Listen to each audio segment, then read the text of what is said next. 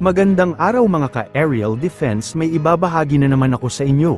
Dahil ngayong araw na ito ay may pag-uusapan tayo tungkol sa depensa, puwersa ng Pilipinas kasama ang kaalyado, sumabak sa Baho de Masinloc, matagumpay na nagsagawa ng multilateral maritime exercise ang mga naval unit mula sa Pilipinas, Australia at Canada noong Miyerkules sa silangan ng Baho de Masinloc sa West Philippine Sea.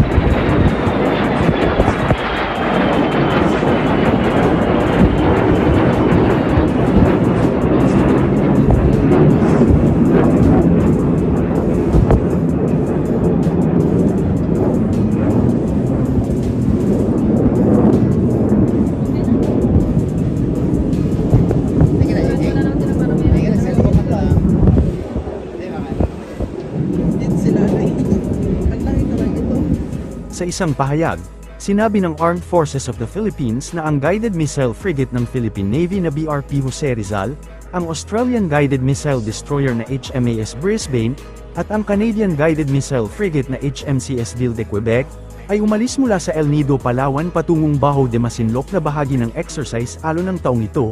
Hindi nagbigay ang AFP ng mga tiyak na detalye kung kailan umalis ang mga barko mula sa Palawan at ang kanilang itineraryo para sa seguridad.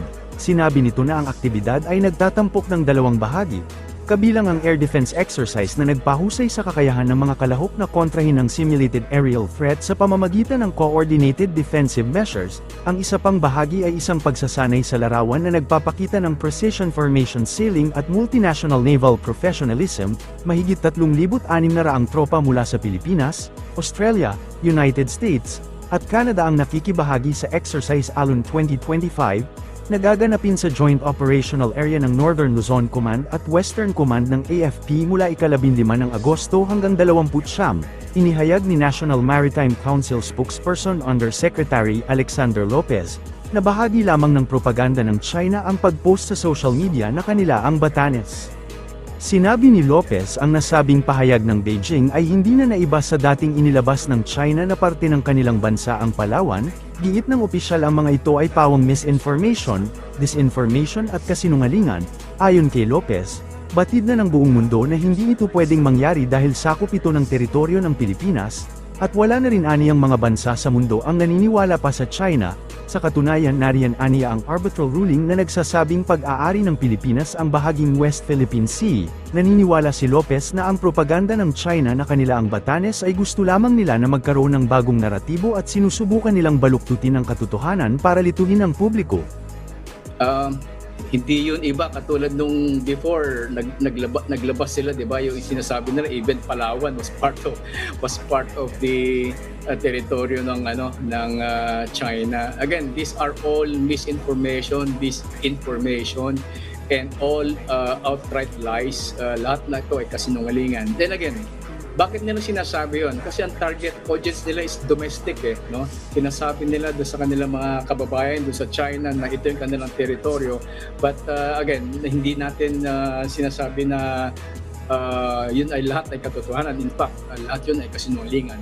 Hindi nila pwedeng mangyari yun dahil alam naman ng buong mundo. Walang naniniwala sa China, no?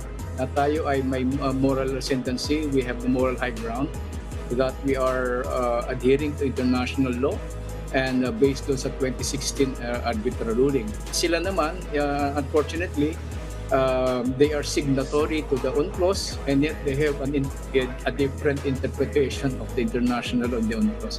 Well, that's something very unfortunate. May nakalatag ng contingency measure o security plan ang gobyerno sakaling mangyari ang worst case scenario sa bahagi ng West Philippine Sea, lalo at patuloy sa pagiging agresibo ang China na nais makalapit sa BRP Sierra Madre. Nakahanda ang Armed Forces of the Philippines na ikasa ang nasabing security plan, ayon kay National Maritime Council spokesperson Undersecretary Alexander Lopez, na bahagi ito ng pinaghahandaan nilang worst-case scenario kapag nang ahas ang China na muling lapitan ng husto ang BRP Sierra Madre. Binigyang diin naman ni Lopez na walang makapipigil sa Pilipinas sa ginagawang rotation and resupply missions para sa mga tropa sa BRP Sierra Madre. Ipinunto ni Lopez na karapatan ng bansa na ipagpatuloy lamang ang RORE missions. Inihayag ni Lopez na malinaw aniyang nakasaad sa provisional understanding sa pagitan ng Pilipinas at China na hindi nila dapat harangin o guluhin ang ating RORE missions. Sa ngayon 24 oras na nakabantay ang ating mga tropa at dokumentado ang lahat ng galaw ng barko ng China at Chinese militia vessel sa West Philippine Sea. Unang-una, meron tayong pinapatupad na security plan doon sa paligid ng Sierra Madre. Ang unang-una dito ay hindi natin palalapitin, that's one. And secondly, without going to the details, we do have contingency plans on whatever happens, and it will always be based on sa pinaka seryoso or worst case scenario, if I may say it.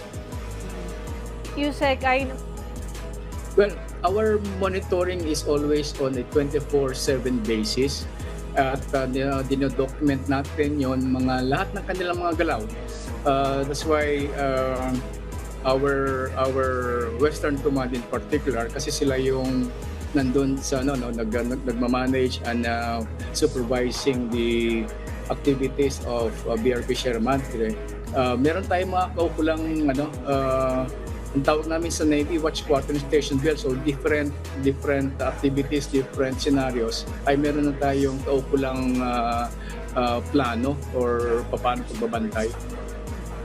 Para sa mas madaming update tungkol sa ating depensa, paki-follow at like muna ng aming page na nasa description na ang link.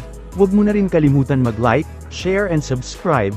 Pindutin mo na rin ang bell para updated kayo sa aking mga bagong video. Maraming salamat po.